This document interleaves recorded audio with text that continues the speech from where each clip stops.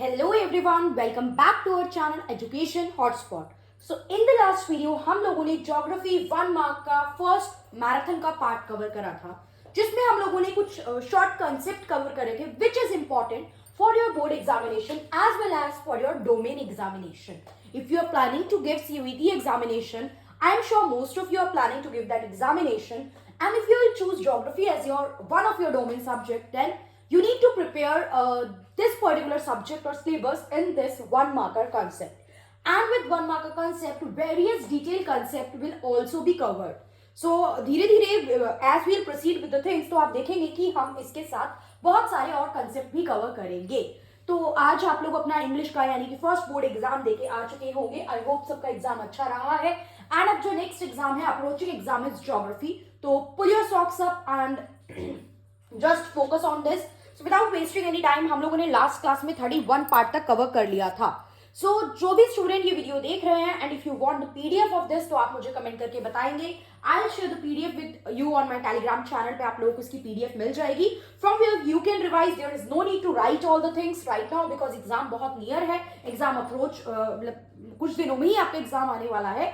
तो यहाँ पे आप लोग इसको पीडीएफ के थ्रू स्टडी करके रिवाइज करके वहां से भी अपने कंसेप्ट लास्ट मोमेंट पे रिवाइज कर सकते हैं. And do share this video with all your classmates so that they can also get the chance to cover the geography one marker concept. Because ये सब्जेक्ट में कई बार बहुत ज्यादा फैक्चुअल चीजें भी आपसे पूछी जाती है. देखिए, concept is there, no doubt. Concept समझने का काम हम लोग करेंगे ही, बट यहाँ पे बहुत सारे फैक्ट्स हैं. और फैक्ट्स कैसे याद रहते हैं? जब आप उसको मल्टीपल टाइम रिवाइज करते हो.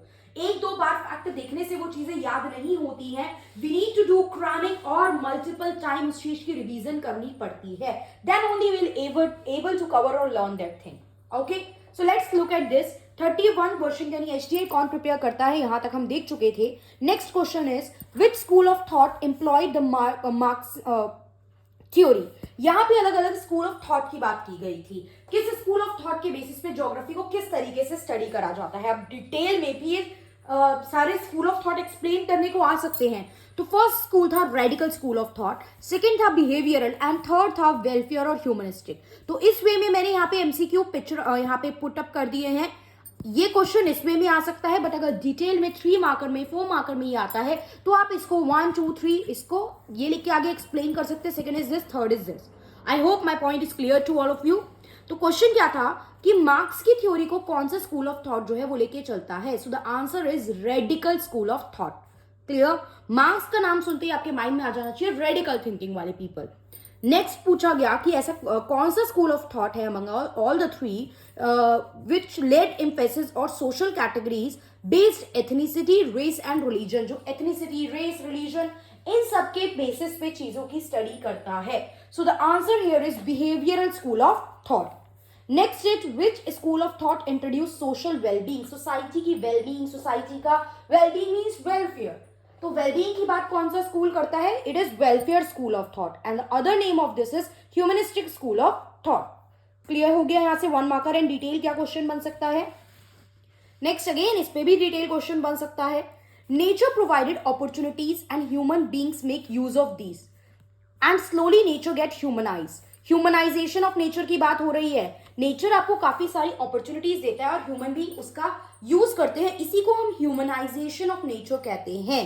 And start bearing the imprints of human Endeavour. Simple सा मतलब है. देखिए, इनिशियली क्या था, जब इंसान हंटर गैदरर से प्रिमिटिव सोसाइटी से सोसाइटीज चेंज हो रही थी, ह्यूमन बीइंग का नेचर के साथ इंटरेक्शन जैसे जैसे बढ़ रहा था, हम नेचर को समझ रहे थे. और जैसे ही हमने इसे समझना स्टार्ट करा, तो हमने एग्रीकल्चर स्टार्ट की, लैंड को यूज करना स्टार्ट करा. एग्रीकल्चर स्टार्ट हो गई तो परमानेंट घर चाहिए थे, तो वहीं पे आप घर बना के उन घरों में रहने लग गए.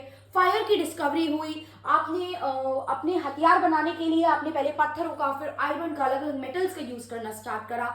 घर बनाने स्टार्ट करे, उसके लिए नेचर से मिलने वाली चीजें, लेक्स बनी. और मॉडर्न टाइम आया, तब तो और ज्यादा आप नेचर को यूज करने की बजाय यूज वर्ड एक्सप्लॉइट भी करने लग गए.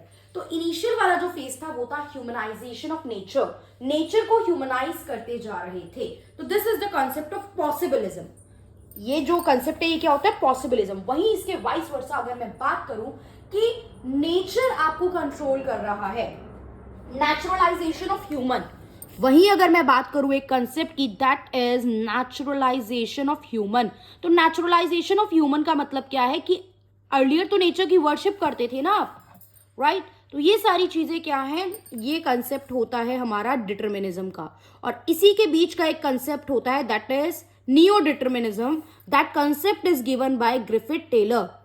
बात कर चुके हैं इसके बारे में हम लोग, neo determinism, and this concept is also known as stop and go determinism. This is given by Griffith Taylor. Clear? Griffith Taylor ने ये कंसेप्ट जो है वो दिया था। नेक्स्ट बात करते हैं बीओटी स्टैंड फॉर। बीओटी का क्या मतलब होता है? बीओटी का मतलब होता है balance of trade. And balance of trade, और I use a word BOP, that is balance of payment. Balance of payment, balance of trade और बैलेंस ऑफ पेमेंट का मतलब क्या होता है? It is a difference between import and export. Import means whatever things you are purchasing from the other country, जो भी आप बाहर से मंगा रहे हो, परचेज कर रहे हो, that is import. And whatever you are selling to the other country, this is export. तो इनकी जो नेट वैल्यू निकलती है, that is your balance of trade और बैलेंस ऑफ पेमेंट।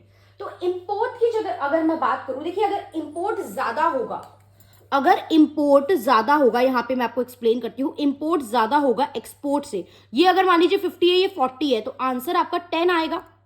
50 एंड 40 है तो आंसर आपका 10 आएगा। 50 माइनस 40 इज 10।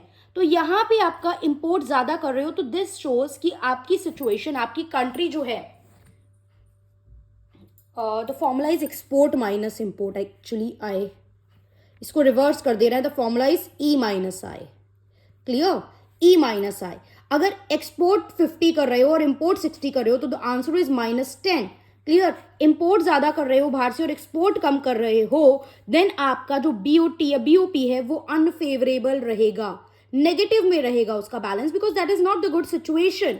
क्योंकि आप अपनी कंट्री में इतना प्रोड्यूस नहीं कर पा रहे हो कि आपको बाहर से चीजें क्या करनी पड़ रही है, इंपोर्ट करनी पड़ रही है। This shows that you are dependent on the other country for your basic requirement. And if export is greater than import, तो फेवरेबल, पॉजिटिव रहेगा, इट इज गुड साइन। और इक्वल है तो बैलेंस्ड रहेगा। Now what is the difference between the BOT and BOP? क्यों आप इन्हें अलग अलग लिख रहे हो? देखिए, हम लोग आइटम्स को 3 पार्ट में डिवाइड करते हैं। The items is divided 3 part में होती हैं, visible item, invisible item and unilateral transfer. तो विजिबल का मतलब होता है goods, the thing that you can see. ये पेन हो गया, कोई भी product, furniture for example, agriculture product, ये सब that you can see is visible item. Those you can not see is invisible, that is services. तो अगर मैं बीओटी की बात करूं, बीओटी एक नैरो कंसेप्ट है और बीओपी एक बहुत ब्रॉडर टर्म है। बीओटी की जब हम बात करते हैं तो BOT is the difference between the import and export of the visible items only. BOT में हम सिर्फ विजिबल आइटम की बात करते हैं, वेयर एज बीओपी में हम visible as well as invisible सारी आइटम्स को लेके चलते हैं। क्लियर? वहीं I use word unilateral transfer, as it is clear by the name. Unilateral transfer is the transfer, ये इंटरनेशनल ट्रेड का पार्ट हो गया, ये सब जो मैं एक्सप्लेन कर रही हूँ। Unilateral transfer is the transfer from one side. For example, I give you something and you do not give something to me in return. तो मतलब ये सेल परचेज तो नहीं हुई। तो इसका एग्जाम्पल होता है जैसे गिफ्ट्स, ग्रांट्स। अभी for example Turkey is in need, India ने अपनी हेल्प सेंड करी, एड सेंड करी। कहीं पे आपने कोविड टाइम पे वैक्सीनेशन भेजे तो पैसे थोड़ी लिए थे। हेल्प और एड में जो भी चीजें देते हो उसके बदले आप उनसे चार्ज नहीं कर रहे हो, तो दैट इज गिफ्ट्स और grants and aid which comes under the unilateral transfer. Clear? So यहाँ पे लिखा हुआ है the difference between the import and export of the visible item क्या कहते हैं? बीओटी, अभी बताया मैंने। और विजिबल इनविजिबल जब सब इंक्लूड करते हैं तो वो क्या बन जाता है? BOP. I hope it is clear to you. और यहाँ तक क्लियर हुआ है और अब तक वीडियो को लाइक नहीं करा है तो डू लाइक इट, बिकॉज बीच बीच में बोल के याद दिलाना पड़ता है क्योंकि जनरली स्टूडेंट ऐसा होता है देख के चले जाते हैं एंड लाइक का रेशियो फिर बहुत कम रह जाता है कंपैरेटिवली। ठीक है, अभी आई नो ये वीडियो बहुत ज्यादा लोगों तक नहीं पहुंचेगी because I am creating it at the last level और मेरा चैनल 11-12 सेंट्रिक है ही नहीं, तो बहुत से बच्चों तक ये वीडियोस नहीं पहुंच पाएंगी। बहुत लिमिटेड रीच इस वीडियो की रहने वाली है, but still I am making the video कि जिन तक ये पहुंच पा रही है वो इसका अटमोस्ट बेनिफिट ले पाए और उनकी एक फास्ट लास्ट मोमेंट में फास्ट रिवीजन जो है चीजों की वो हो पाए। Next is balance of trade is a narrow concept, where as balance of payment is a broad concept. अभी बताया, yes it is a narrow because ये विजिबल आइटम को लेके चलता है ओनली, ये विजिबल इनविजिबल यूनिलेटरल सबको लेके चलता है। सो this statement is completely true. अब आ गए हैं factual question. Clear? Factual question पे बात करते हैं। First million city in the world, ये कौन सी थी? लंदन। देखिए लंदन फर्स्ट मिलियन सिटी बनी, वहां पे बहुत ज्यादा इंडस्ट्रियलाइजेशन हुआ, इस वजह से वहां पे लोग, काम के लिए लोगों की जरूरत थी एंड लोग वहां पहुंचे, धीरे धीरे लोगों ने वहीं सेटल होना स्टार्ट कर दिया था, तो उस सिटी में ओवर क्राउडिंग भी हो गई थी, स्लम्स बहुत ज्यादा बढ़ गए थे, गंदगी बहुत ज्यादा बढ़ गई थी, तो वहां पे मिलियन सिटी इस वे में इन्होंने लिखा है। और देन आफ्टर वहां की गवर्नमेंट को स्ट्रिक्ट एक्शन लेने पड़े, आउटर एरिया में लोगों को शिफ्ट करा, ये सब चीजें, that is not the part of this particular concept or topic here. Next question is 4 pillars of human development. Now this question can come in the detailed way कि चारों में थोड़ा थोड़ा कंटेंट लिख के आपको एक्सप्लेन करना होगा. नेक्स्ट वन आकर में कैसे आ सकता है? Which of the following is not the pillar of human development? कोई 3 इनमें से नाम होंगे, एक रेंडमली कोई अलग से नाम होगा. I hope my point is clear to you. तो ये 4 पिलर याद रखिएगा. इक्विटी, चीजों का इक्विटेबल डिस्ट्रीब्यूशन, हर किसी को इक्विटेबली चीजों का मिलना, हर किसी तक इक्विटेबल चीजें पहुंचना without the discrimination of the gender, caste, race, creed, religion, income, ये सब इक्विटी में जाता है. देन होता है sustainability, things will sustain. Right now we are majorly और greatly focus on the concept of sustainable development because resources, हमारे यहाँ प्रॉब्लम क्या होती है? scarcity of resources है. So that's why we need to be wise while allocating the resources. हमें resources को allocate करते हुए थोड़ा wise होना पड़ेगा. That's why sustainability came in picture. इसीलिए सस्टेनेबिलिटी का कंसेप्ट इंपॉर्टेंट हो जाता है. और हम लोग वर्ल्ड वाइड एसडीजी को फॉलो भी कर रहे हैं. सस्टेनेबल डेवलपमेंट गोल को 2015 में सेट किए गए थे एंड वी आर प्लानिंग 2030 तक उन 17 गोल को अचीव भी करेंगे. प्रोडक्टिविटी, पर यूनिट एरिया या पर आर कितना काम आप कर पा रहे हो, कितना प्रोडक्शन आप कर पा रहे हो, दैट इज प्रोडक्टिविटी. तो अपना आउटपुट जनरेशन, चाहे वो सर्विस वाला काम हो, चाहे वो एग्रीकल्चर प्रोडक्शन काम हो, अपने आउटपुट जनरेशन को इंप्रूव करना is your concept of productivity. Clear? This need to be good enough. Then comes empowerment. Empowerment means to strengthen someone. To strengthen someone, how will you strengthen someone? अब ये detail में अगर explain करना होगा then उस हिसाब से मैं एक्सप्लेन कर रही हूँ. You will work on the health, education, awareness of that particular person so that they will be empower and try to take the decision of their life by themselves. अपनी education होगी तो चीज़ों को decide कर पाएंगे, what they need to do, employment opportunities, मतलब employment के लिए अप्लाई कर पाएंगे कहीं पे भी. So you need to empower the human. Clear? I hope it is clear. Next question is who introduced the concept of human development index?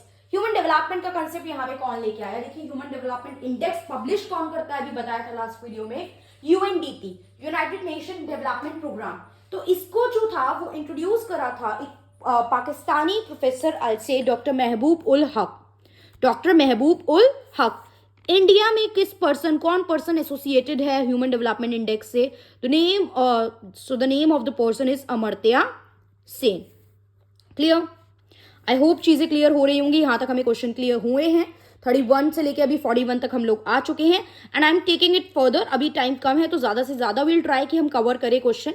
देखिए आपको अगर देखना है तो आपके पास ऑप्शन होता है, वीडियो अपलोड हो जाती है तो आप इसको 2 बार भी सुन सकते हो. क्लियर? दिन में 2 बार भी सुनोगे और बाद में पेपर मतलब जो भी आपको पीडीएफ मिलेगी, इफ यू नीड तो कमेंट करना पड़ेगा. ठीक है? So that I be able to know कि कितने सीरियस बच्चे हैं अभी चैनल पे इस वीडियो को देखने वाले और कितने बच्चे यहां तक इस वीडियो में इस पार्ट तक पहुंचे हैं. So the next thing is Asia has many people where people are few and few places where people are many. This is the chapter of number 2 population distribution का part. कि यार ऐसी कुछ जगह है जहां तो बहुत सारे लोग रह रहे हैं. Let's take an example of Delhi. इतनी छोटा सा एरिया लेकिन कितने crores of population is living here. And there are many areas जहां पे लोग रह ही नहीं रहे हैं.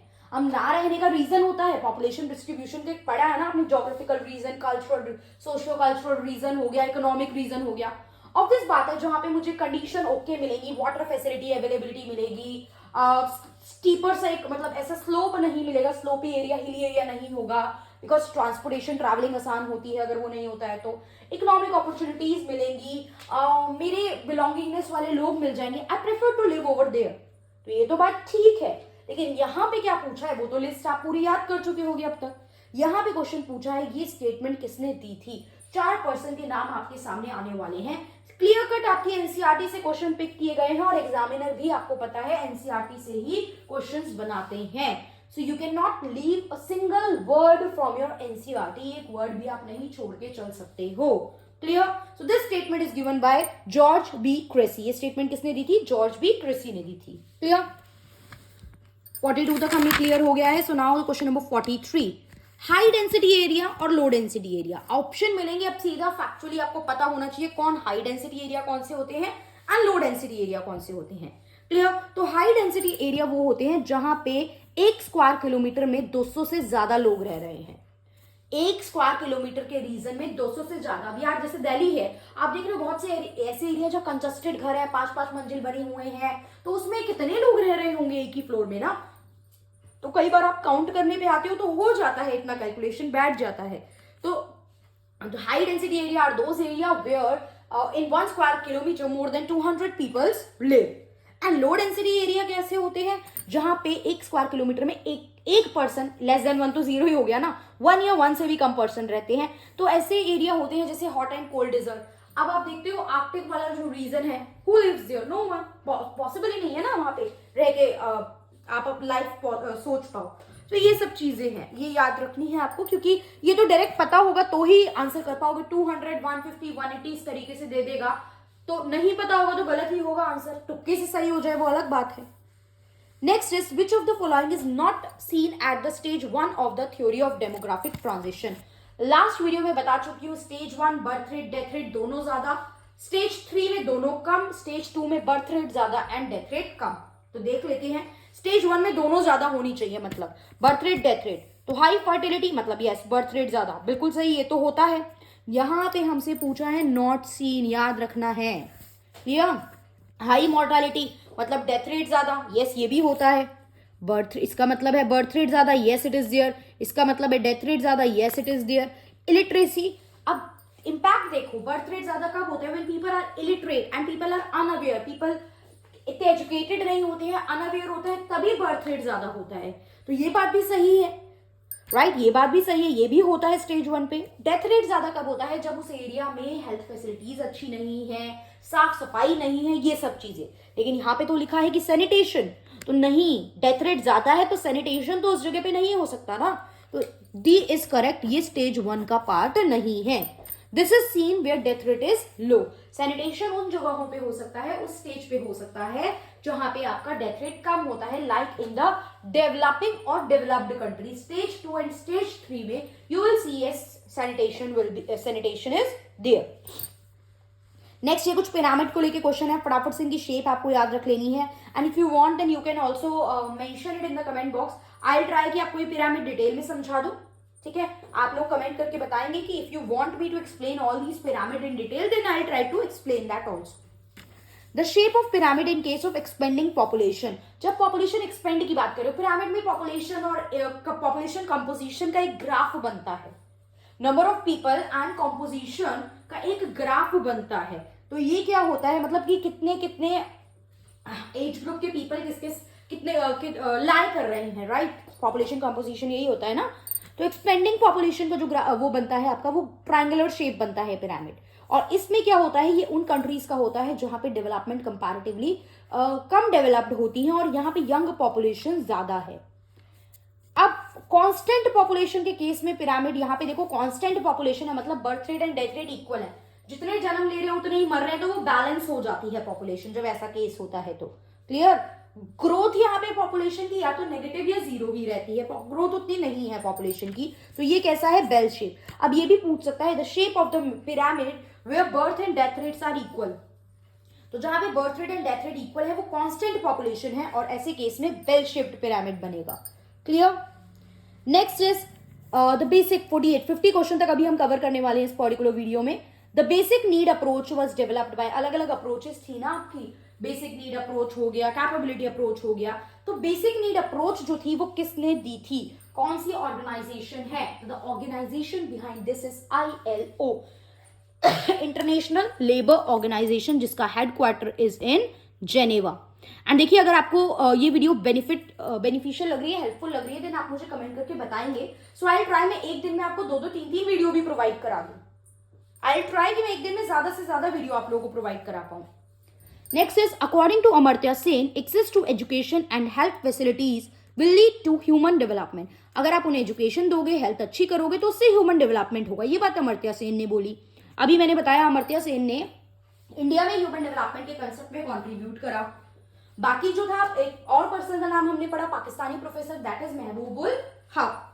तो ये डिस्कस किया गया था, उन्होंने कहा किया था, this is discussed under capability approach. 50 question देख लेते हैं आज का लास्ट क्वेश्चन जो अभी इस वीडियो का रहने वाला है।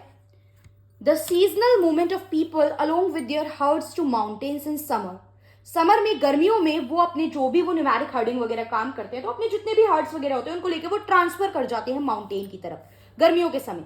और जब सर्दियां हो जाती हैं, ऊपर बर्फ पड़ेगी, ऊपर तो कुछ बचा ही नहीं, वेजिटेशन, कुछ भी काम की चीजें नहीं बचेंगी, तो वापस आ जाते हैं। मतलब गर्मियों में सर्दी चाहिए, ठंडक चाहिए, तो वो ऊपर भाग गए पहाड़ों की तरफ और फिर नीचे आ गए, जैसे ब्रिटिशर किया करते थे। समर विंटर कैपिटल अलग अलग थी ना उनकी, तो समर में तो वो शिमला भाग जाते थे सबके सब, समर कैपिटल डिक्लेयर कर दिया था उसको अपनी। तो ये कंसेप्ट क्या कहलाता है? Movement of people along with their hertz. वो अपने एनिमल्स जो भी वो उनकी रियरिंग करते होंगे उनको लेके शिफ्ट हो जाते हैं, समर में माउंटेन में, विंटर में वापस अपनी प्लेस पे आ जाते हैं। तो इस कंसेप्ट को क्या बोलते हैं? This concept is transhumance. Clear? So I hope ये 50 क्वेश्चन तक के कंसेप्ट आपको क्लियर हुए हैं, टॉपिक आपको क्लियर हुए हैं और समहाउ ये एग्जाम में आपके किसी ना किसी तरीके से हेल्प करने वाले हैं। If you want me to discuss certain more question, like if you want me to discuss some paragraph based, passage based question, case study based question, and आपके pre board mock कोई भी हुए उसके question you want me to discuss, then you can share your practice paper, your test paper, your question paper with me on my mail ID, that is educationhotspot0@gmail.com. Clear? I'll try to clear your doubt. I'll try to discuss that before your geography board examination.